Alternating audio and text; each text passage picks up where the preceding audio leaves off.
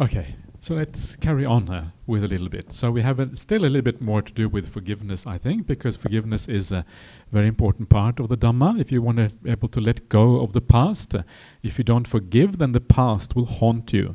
And especially it will haunt you in meditation. Yeah, it will come into your mind, you will see the past emerging in a meditation. You did this, you did that, this was bad, I did this, I was bad, whatever. So now we have the Bhaddālisutta from the Majjhima Nikāya 65. And this is a monk who did not really do the appropriate thing. So we shall see how to act when you have made a mistake. And this monk Bhaddāli goes to the Buddha and he says, I made a mistake, sir. I was foolish, stupid and unskillful of me. That as this rule was being laid down by the Buddha and the Sangha was undertaking it, I announced I would not try to keep it. This was the monk Bhaddāli. He was very stubborn. He refused to keep a rule laid down by the Buddha. Please, sir, accept my mistake for what it is, so that I will restrain myself in future. Yeah, so this is the right way of doing things. If you have made a mistake, then you ask for forgiveness for that. And then as you ask for forgiveness, when you say accepting my mistake, that is the same thing as asking for forgiveness. Then you undertake restraint based on that. Then restraint becomes possible because you have understood that something is wrong, yeah? And you're asking someone for forgiveness. And so that can be helpful. If you feel that you want to ask for forgiveness for something you have done, you can also do that. Yeah, whether it is to a monastic or to some other layperson or whatever, it doesn't really matter so much. But sometimes that can have a purifying effect. It can help you to determine more strongly in the future to avoid doing bad things in the future. So remember that you will make mistakes. Don't set the bar too high. Don't think that you will be able to live without mistakes. It is impossible. Don't get upset with yourself if you make a mistake. That is the most stupid thing. If you become upset with yourself when you make a mistake, then you are already distorting your perceptions. And that will make it more difficult for you to change. Because that ill will that you have towards yourself, or the anger you have towards yourself, will distort your mind, and you will have less ability to understand what the real problem is. To understand the nature of the problem, why you made that mistake, you need to just observe. Yeah, okay, why did I do this? Oh, I did it for this reason. Yeah, I was conditioned in this way. How can I think about this differently? Is there an alternative way? How can I think about this person instead of thinking about them as hurting me, as they are just conditioned? Oh yeah, that's what I should do. Yeah, maybe that's a skillful way of doing it. And so then you change your outlook because you can see the causality that led you to make that mistake. You understand why you made it. When you understand why you made a mistake, then you can change. If you become upset with yourself, you distort your whole outlook in your mind. Upset is a distortion, it's a bias. It stops your ability from having insight into yourself. Very often I hear people say, oh, I have to be hard on myself because if I'm not hard on myself, I will never improve. Wrong. Being hard on yourself never makes you improve, because being hard on yourself implies that willpower is going to make you change. Willpower is not going to make you change at all. Willpower is too weak. Willpower can be held together for a few days, then it's out the window again.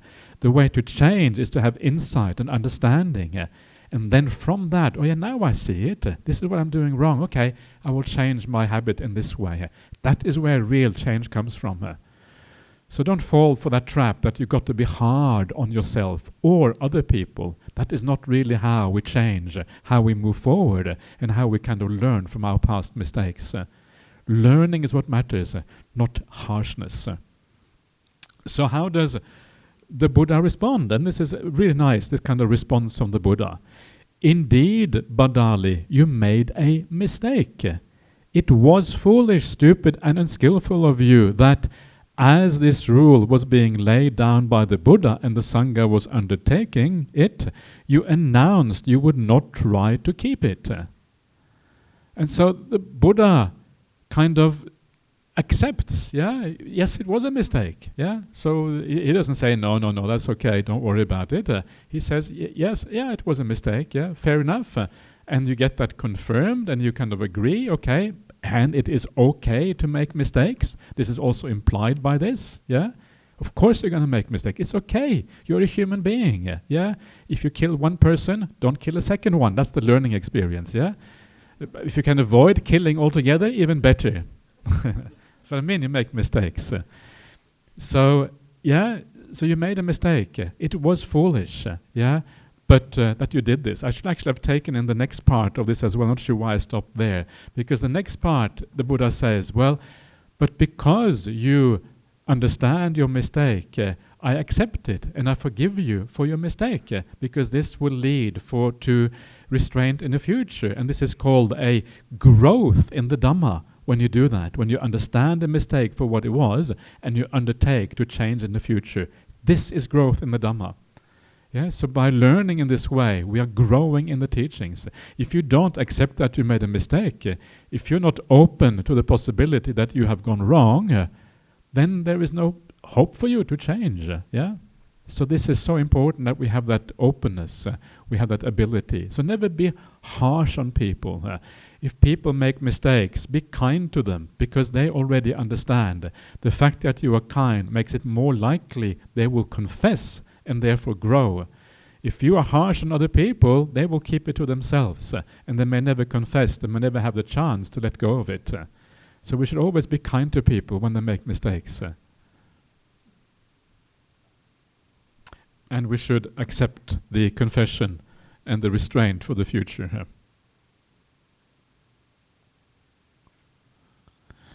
The simile of the soul. So now we come to the highest kind of restraint and confession, that we can have in the Dhamma. And this is a very powerful teaching. I have taught it here many times before, and many of you will know the simile of the soul. But it's a very beautiful way of thinking about the world.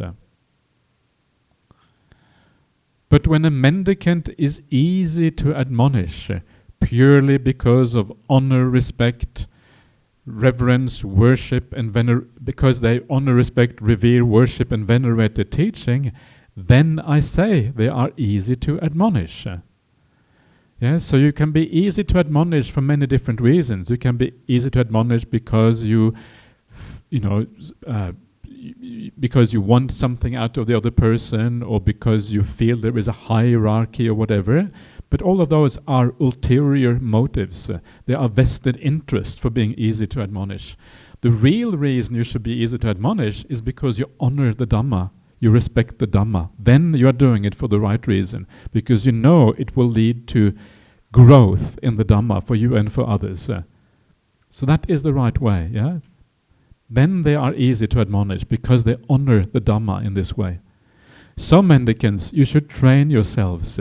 We will be easy to admonish purely because we honor, respect, revere, and worship and venerate the teachings. That is how you should train.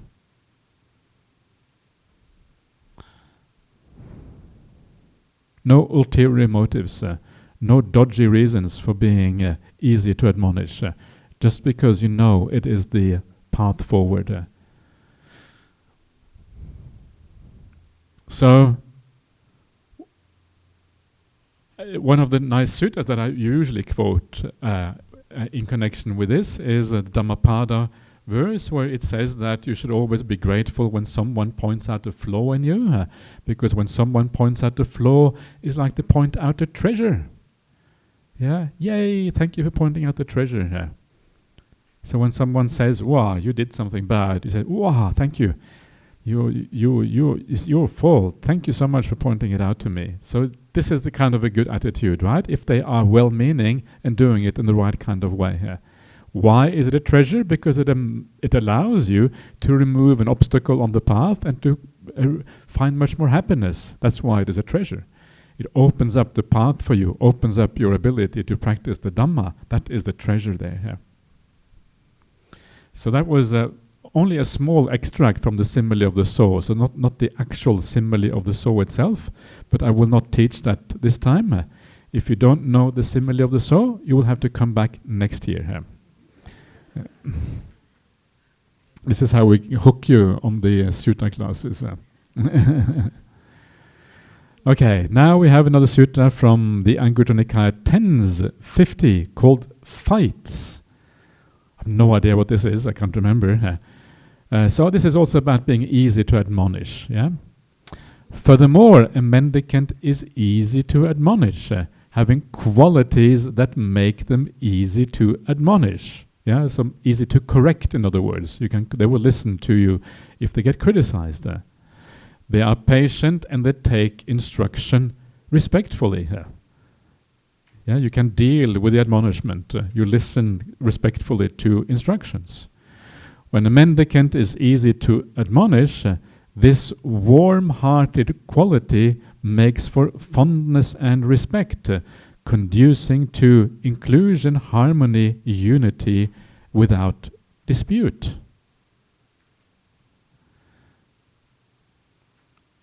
So,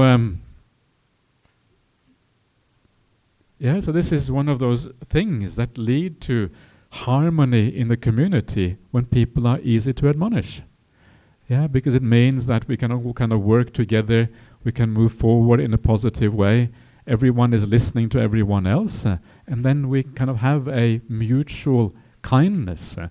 Part of that is the trust that other people will admonish you for a good reason. Yeah, and that is not always the case. Sometimes people admonish you for bad reasons. People may be angry and upset or whatever, and then they will admonish you at the wrong time, and then of course we don't really have to listen. Or you don't have to listen so carefully. Even then it might be useful to listen a little bit because they may still be able to make a good point, but we kind of feel less inclined to listen when someone is coming from anger and ill will, and that's fair enough. We should listen more, and we listen more when people are coming from kindness. They have our best interest at heart. And so we should also remember that, when you admonish someone else, admonish at the right time. If you are feeling angry with somebody because they've done something wrong, don't admonish then. Wait till you cool down. And then when you cool down, and then you can look at the thing again, is it really worth admonishing? And if you still feel it's worth admonishing when you are cool, well then that would be the right time to do it. Not when you have ill will and you are angry. Then it's really hard. So you want to create a kind of community where everyone admonish each other in this kind of positive way. Yeah. Generally speaking, it is often best not to admonish too much, because if we admonish too much, people just can't take it after a while. It's more important to praise each other and to kind of speak nicely to each other. If you want to admonish someone, then use the famous sandwich technique. Say something nice, say another nice thing, then make it very quick an admonishment, and say something more nice and something more nice. Because we hear the negative much more than we hear the positive. When we say something kind to somebody, they may kind of hear it with half an ear and say, yeah, whatever, and they don't really trust you, or they are whatever it is. Maybe we feel a bit cynical or something. But when you criticize, then we usually really hear it. And so you have to say 10 nice things for every bad thing that you say. Then maybe there is a kind of an equality there. And this is kind of how we have to do that admonishment. I always love to hear Ajahn Brahm when he admonishes. He does it very beautifully. When you are the leader in a community, sometimes you have to admonish because it's just difficult. He admonishes very rarely. Very, very rarely. But when he does it in a very beautiful way. You really get the feeling that he's actually being kind to you when he's admonishing. That's what you feel. It feels like, wow, he feels like compassion is coming your way. How can you not listen when someone feels like compassion, but actually it is an admonishment? You kind of have to listen. Oh, thank you, Ajahn. That's kind of what you want to say afterwards. And it has all to do with the tone of the voice, the way he speaks, all of these things. He takes you to one side. Oh, do you mind? Can I just have a couple of minutes of your time, please? Is this a good time for you to speak? Yeah, sure, Ajahn, it's a good time. And so then you go to one side and it says, please be careful with the way you speak. Someone said that you've been a bit kind of harsh or whatever, so can you promise to please be a bit more careful with the way you speak, yeah, just, for the sake of harmony. Something like that, but, much nicer than what I can say. I can't really say it very nice, but he's just really, really nice and beautiful, and it comes out, and afterwards you feel better after being admonished, because you felt that someone was kind to you. That's what it feels like. And that is the most beautiful way of admonishment, and it's very hard, almost impossible not to take it to heart in a good way.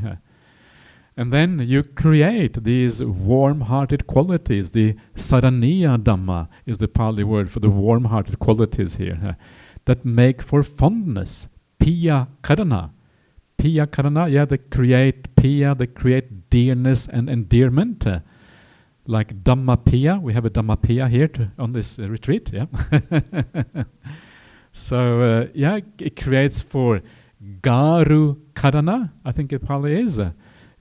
And this means like it makes for respect, So when we admonish in this right way, and we are easily take admonishment, it creates this sense of fondness in the community. And it's very beautiful if you can live together in the BGF with a sense of fondness and appreciation and respect for each other. Thank you for being my friend. Thank you for being such a great spiritual companion. You're feeling affection for the people around you. It's beautiful to feel affection for each other. Sense of affection is wonderful. So build that up in the spiritual life. We try to do that, live like that in a monastery. Try to live like that in any kind of Buddhist community. And then you create a kind of harmony and unity and working together. Everyone kind of moving in the same direction in a positive way. Everyone trying to build up something positive. And it becomes very powerful and beautiful. It's quite hard to do this. And especially people who come into the community who are new to the Dhamma, they don't really understand how to do this. And so then you have to teach them slowly, and then they learn the idea of affection and harmony and admonishment in a good way.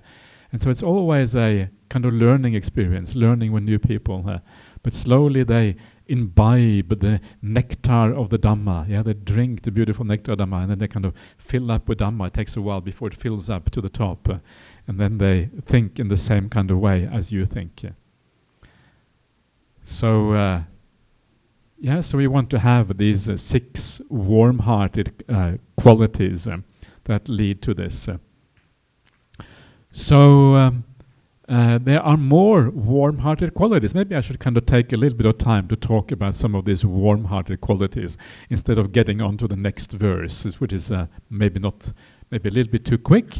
So the best place to read about these saraniya dhammas is in Majjhima Nikaya 48, the Kosambiyasutta.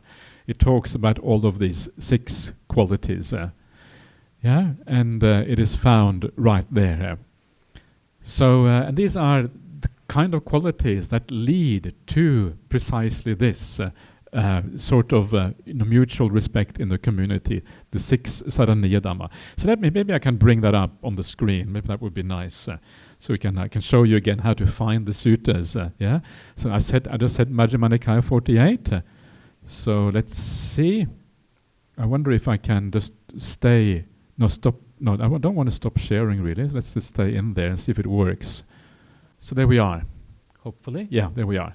So again, so this is how you find the sutta. Majjhima Nikaya 48, Kosambiyasutta, go to basket of discourses, and then go to middle length discourses, Majjhima Nikaya, and then go again, middle length, 48, here is 1 to 50, right here. So you go to the first 50, and then you go to the last chapter of tens, ding, and then you go to number 8, 48, Mendicants of Kosambi. There you are. So let's get rid of the Pali. There's too much stuff on the screen, which is not nice. And then we make it a bit larger. And so you can see here, the mendicants, they are fighting and quarreling, and arguing with each other. And then the Buddha says to the mendicants, can you see properly? Should a bit larger. Larger?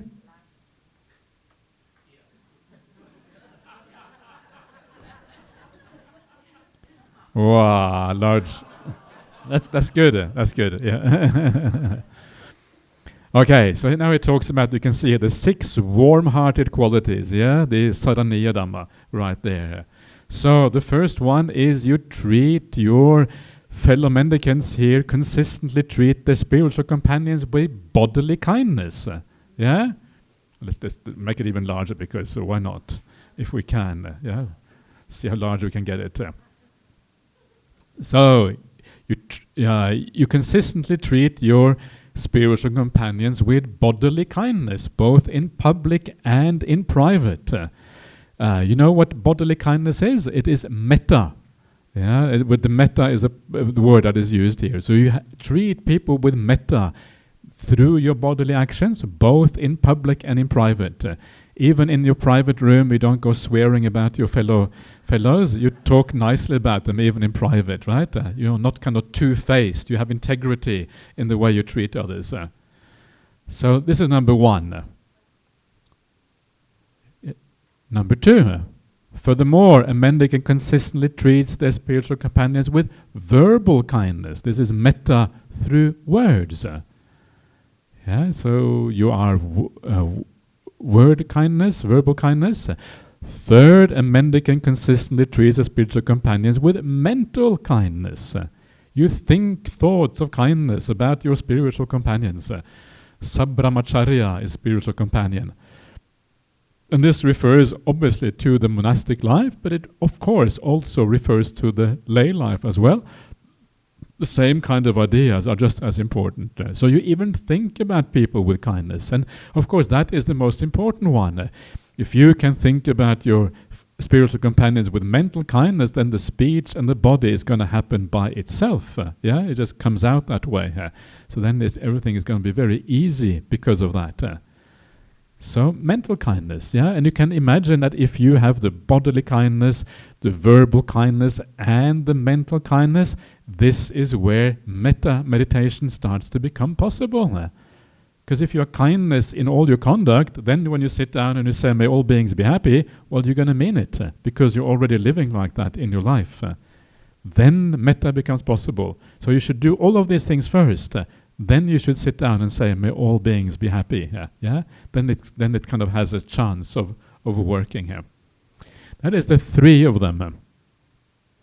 Furthermore, a mendicant shares without reservation any material things they have gained by legitimate means, even the food placed in their alms bowl, using it in common with their ethical spiritual companions. Yeah, any material things you have, you share it without reservation. You don't hold back. You don't have a sense of greed or possessiveness. You just give it out to the people you are with. Yeah, gained by legitimate means. In other words, it has been given to you freely. You haven't been scheming or doing dodgy things. It has been given properly to you. And even the food in your alms bowl. At that time in India, the monks and nuns, they would go to different houses, and some houses would give nice food, other houses would give ordinary food. Some houses might give dodgy food even, you don't know.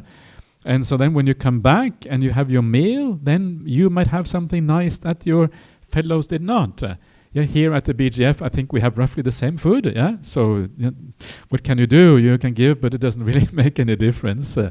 But when you do have something special, yeah, you can give that away even, and you can share the content of your alms bowl with your fellow mendicants.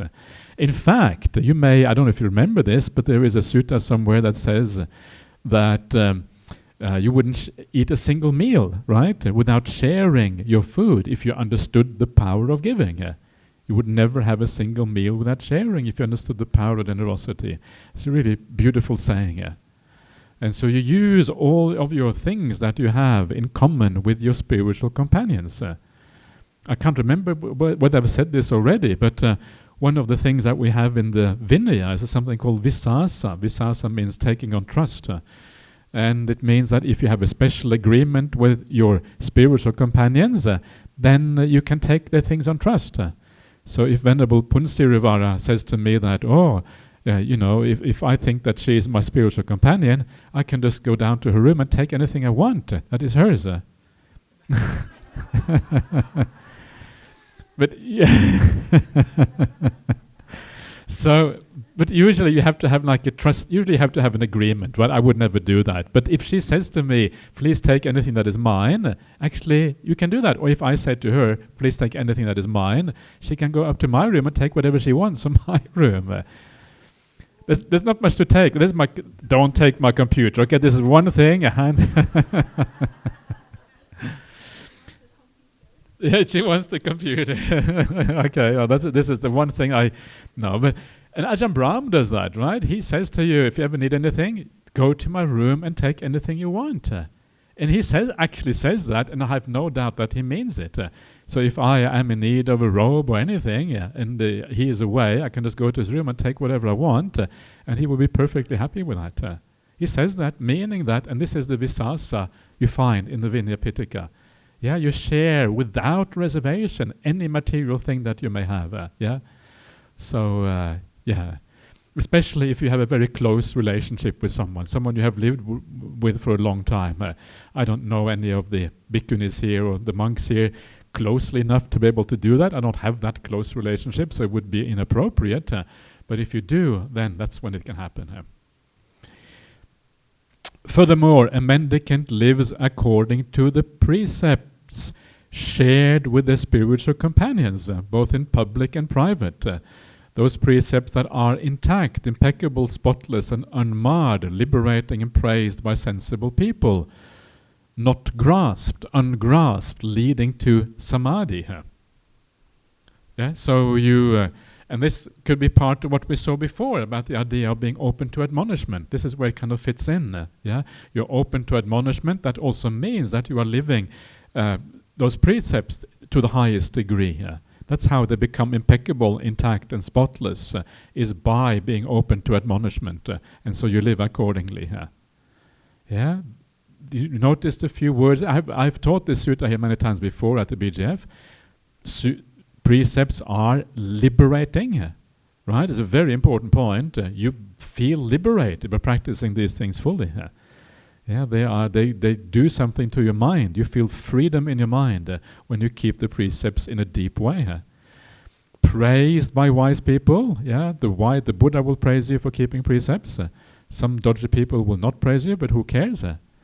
Not mistaken, that are not grasped, right? You don't grasp these things, especially when you become a noble one. You stop grasping, because these things become part of who you are, part of your psychology. And so you don't need to grasp them anymore. Not mistaken is a mistaken translation, in my opinion. Not mistaken means something else than not grasped. It means that you don't take them in the wrong way. That's what that means. But actually, that's not the point. The point is that they are not grasped at all. Aparamatta means not grasped. And so he is adding a bit of interpretation here, which to my mind is not correct in this case. Sorry, Bhante Sujato, please don't take any offense, but this is my opinion here. And it leads to immersion, it leads to samadhi. This is this usual phrase where all sila, the purpose of sila is samadhi. Samadhi is what we're heading towards. That is why we're doing all of these things. Sila leads to samadhi. Shows you the power again of sila. The basic practices of the path, practiced in a deep way, lead almost all the way to the end. This is what I was talking about before. The distance between sila and deep meditation is not that far if you practice the basic ideas profoundly. Furthermore, a mendicant lives according to the view shared with their spiritual companions, both in public and in private. That view is noble and emancipating, and delivers one who practices it to the complete ending of suffering. This is the warm-hearted quality that makes for fondness and respect, conduces to inclusion, harmony, unity, without quarreling. The noble view that is emancipating and delivers one who practices it to the complete ending of suffering is the view of the noble ones. This is the view of the stream enters. You have seen the truth. You can no longer turn around. You become enlightened within 7 lifetimes at the most. And so you are heading towards awakening. This is the highest kind of warm-hearted quality. If you live together with everyone as a stream mentor, you can guarantee you're going to have a very nice life because everyone is going to be fully committed to the practice and have full integrity in terms of their spiritual practice. So this is the best kind of living together when you hang out with stream mentors. So there you are. I just thought it would be nice to look at these 6 warm-hearted qualities. It wasn't really part of the sutta as I gave out, but you need a bit of randomness. You can expect a bit of randomness from me sometimes. So there you are, a bit of randomness coming from me. So let us take another break. So let's take a little bit of meditation or whatever.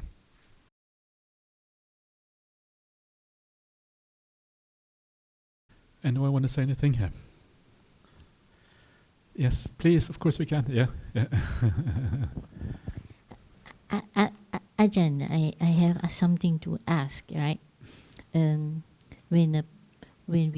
we have come to the end of our life, all right, the common places that we put ourselves is in a niche, in an urn. So if I go by the principle, if I go by this Dhamma, which is non-self, so would it be that a person should not have a niche at all, for none to be remembered? So my question is, when Buddha died, when Buddha passed away, how did he dispose the body? Okay, what happened to the Buddha after he died? What happened to the body? Did the sutta mention? Some people say just thrown the ashes into the sea. Yeah, it doesn't matter that much. So what happened to the Buddha? He was cremated. And before he died, he was asked, what should we do with your body after you died? And he said, leave that to the householders. Yeah, the householders, monks don't worry about what happened to him, the householders will do that. And the idea seems to do that they will do whatever is according to their customs, and they will do the right kind of thing here. So that's what they did. So they cremated the Buddha, and after he was cremated, they took the ashes and divided among 7 different tribes, 7 different people who came to the funeral ceremony. And then the 8th portion was given to a certain Brahmin called Dona. And then the various tribes, they will build a stupa. You should build a stupa over the remains of a Buddha or someone who is spiritually very accomplished. And so they build a stupa. And the idea is to remember the Buddha, because the Buddha is worth remembering. We talked about before about recollecting the Buddha, recollecting your generosity. That can give rise to joy and happiness. And so you build a stupa to remember the spiritual genius, if you like, of that kind of person. That helps you in your practice, and it creates a better world as a consequence. That's what we should do with the Buddha, because it's worth remembering. When it comes to us, what should we do with us? It can also be helpful to have some memory of the person who passed away, because if you have that memory, then you will share the merit with them, right? And if you share the merit with them, it means that it's easier for them to kind of have a good rebirth, because you're sharing the merit. If you don't have anything to remember them by, maybe you forget about them completely and you don't stop sharing merit. So if you kind of ashes are there, it's kind of easier to remember. And I think that's the purpose. So just having the ashes is no point, but if we use it in a good way to share merit, then it becomes purposeful and useful. But you don't have to do that. You can also spread the ashes in the ocean. Sometimes in our monastery in Perth, we spread the ashes on the lawn or in the monastery, just on the grounds there. That's what we do. It's good fertilizer, so we use a fertilizer. Or, and so whatever. It's not so important, but that's how you would want to remember someone. That's kind of how it works. Okay, another question, Say now that we are in this Dhamma teaching, we learn to understand the right way and all that.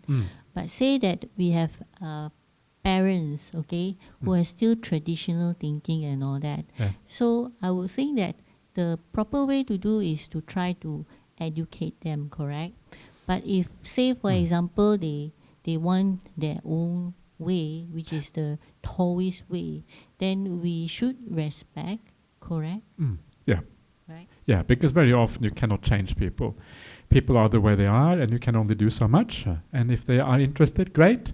If they're not interested, best to leave it. Otherwise, it just creates disharmony and problems, and then that's actually worse. So yes, you're quite right. So that's very, very wise of you, a wise way of thinking about it. So yes. Thank you. Yeah.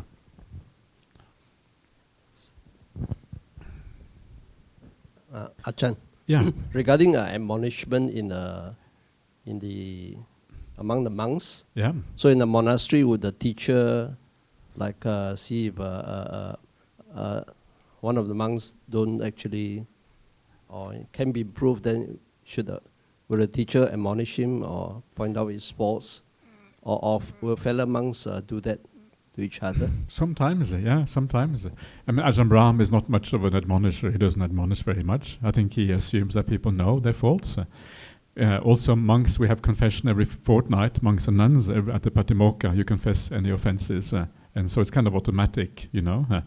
But if there is a serious fault, yes, then Ajahn Brahm would admonish you, but only if it is serious, you know, if someone is really behaving really badly.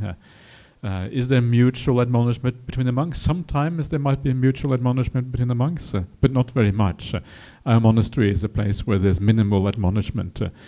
The danger is that you become a fault-finding place where you find faults with others. And if you become fault-finding, it kind of can destroy the atmosphere in the monastery. One of the most important things in a monastery is to have an atmosphere where you can feel at ease and you can feel relaxed. Because when you feel at ease and relaxed, your meditation tends to go well. If you're walking on eggshells and you are afraid and you are, of other people, it's very difficult for your meditation to go well. And so I usually recommend people, if you want to ordain, go to a place where you feel at ease. Ordain there. Don't ordain on some kind of intellectual idea that they teach the early Buddhism, they teach the Vinaya really strictly or whatever. These are just intellectual ideas, and they may not actually be what really works out for you. Go to a place where you feel good, where you feel accepted, you feel that there is a sense of kindness in the community. That is the best place to go. And then it works out. So admonishment, yes, but it has to be that right level, basically not too much. Very little is usually good.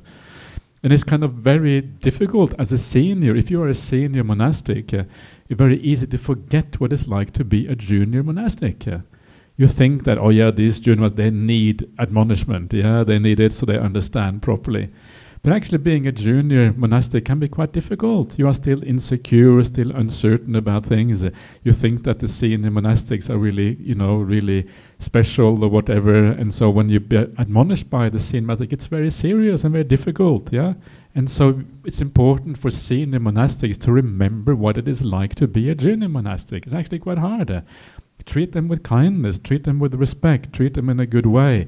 They don't feel scared, they don't feel kind of being harshly treated or whatever. So what happens, it's like in lay life, what happens if you have been treated badly by your parents, then you treat your children in turn badly.